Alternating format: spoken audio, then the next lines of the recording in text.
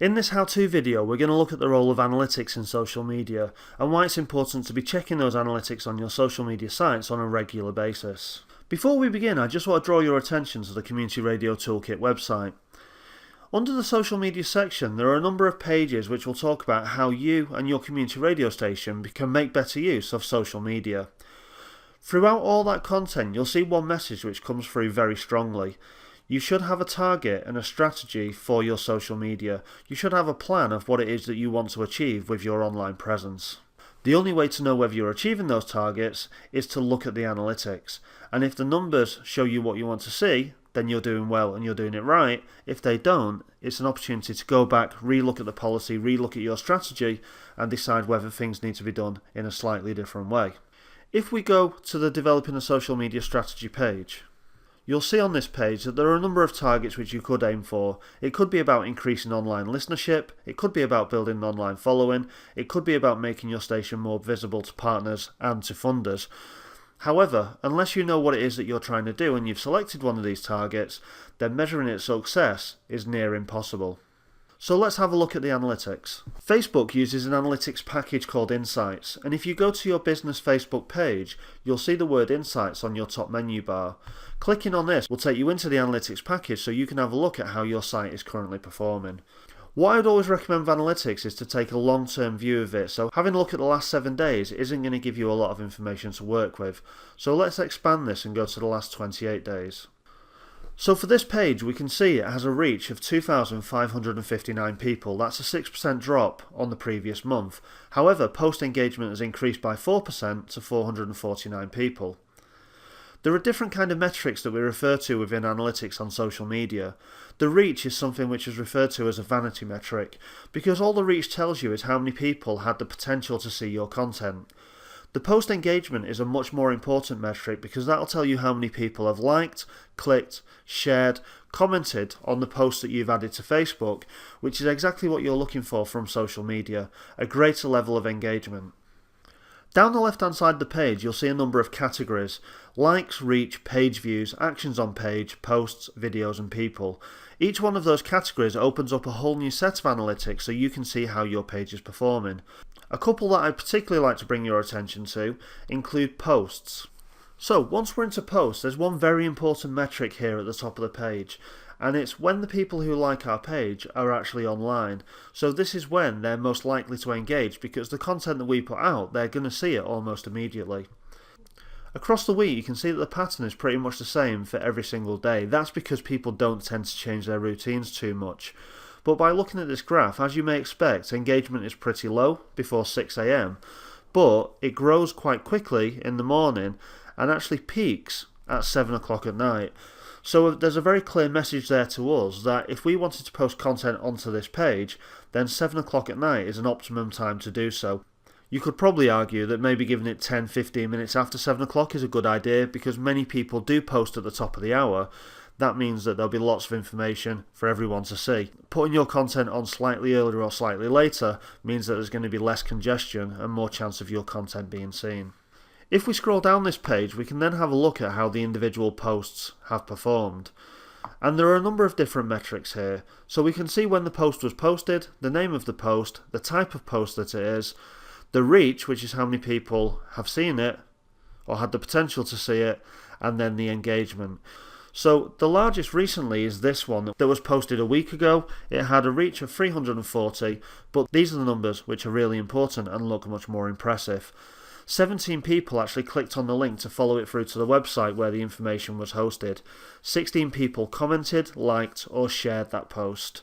They're the important metrics. They're the ones that will show you that people are engaging with your brand and paying attention to what you're talking about.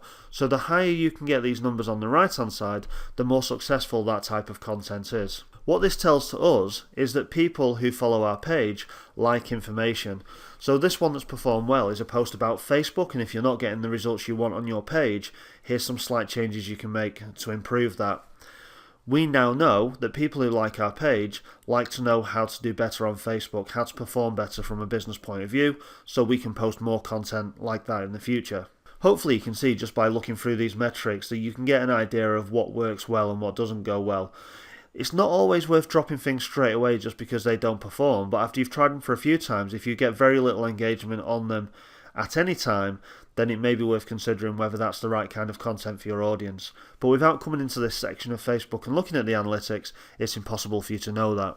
The second section I want to draw your attention to is the people section, because this tells you more about the people who are actually engaging with your page. In the case of this page, 50% are female, 49% are male, and it's the 25 to 44 range which really dominates the people we have visiting this page. We can also go slightly further down and look at where those people are located. So there's quite an even split on here between London and Preston, and then Manchester, and then Chorley, and then Blackpool. So we're very focused on the local area, but have a largish following in London as well. It's worth looking at for your page, especially if you're a community radio station that focuses on a particular geographic, because if the majority of the people who like your page don't come from the area that you're serving, then you might want to consider why those people aren't seeing your page. It's worth spending time exploring Facebook Insights because there are a large number of metrics in there which are worth acknowledging. But as with statistics, there are no hard and fast rules on what those statistics may mean, what they imply, or what you should do as a result of them. But being aware of them is the first step. Knowing what's working, what's not working is really important so that you can then sit down as a team and decide, is there something we need to change moving forwards? I want to quickly move on to Twitter, because Twitter have also got a fantastic analytics package, however it's much more difficult to find. If you go into Google and type in the term Twitter ads, then it will bring you to the Twitter adverts platform. Now, in the past, you've needed to spend quite a lot of money with Twitter to be able to get access to this page, and as you can see from this front page, it's still asking me for money at the moment. However, we're going to completely ignore that, and we're going to go into the analytics section by clicking up here on analytics, and then clicking tweet activity. And what you can see here is that we get another page quite similar to the Facebook Insights page, where we can see how each one of our posts has performed. We get a number of impressions. Impressions is the number of people who've scrolled past and seen our post, and then we get the engagements, the people that have actually clicked, engaged and interacted. And as we scroll down, you will see that the numbers are all very different, and on the right hand side we have a metric which is called the engagement rate. So this is what percentage of people who saw your post actually engaged. Again, there's no hard and fast rules on what's deemed successful, but we can see here that straight away there's a post that's got 8.5% engagement, which is a great level of engagement.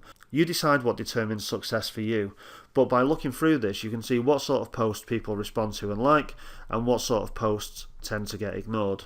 Similar to Facebook, there is also a section where you can have a look at your audience. So once we come onto this Audience Insights page, if we go from all Twitter users and just go to our followers, then straight away we can see statistics on the number of people we've engaged with on Twitter. So here we've got steady growth of people that followed us, and it tells us here that our current follower size is 1,879, which is 113 more people than the same time 90 days ago, and we're growing at a rate of around about 1 follower a day. That's a nice slow progression, but it's also an organic progression, so it means that we're doing something right because those numbers continue to grow. What we can also see if we scroll down slightly is again the gender split, but also the interests of the type of people who follow our page. So the people who follow us on Twitter are very into business news, tech news, technology, and then comedy as well.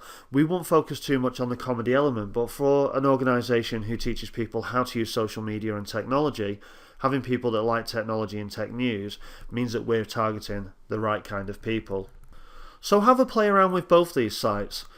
Go to your Facebook page, click on Insights, have a look at the statistics on there, and then make sure you go to Twitter ads and go through to the analytics to see how your Twitter profile is performing as well. But without looking at those analytics, you'll never know whether your Twitter profile and your Facebook page is achieving what you truly want it to achieve.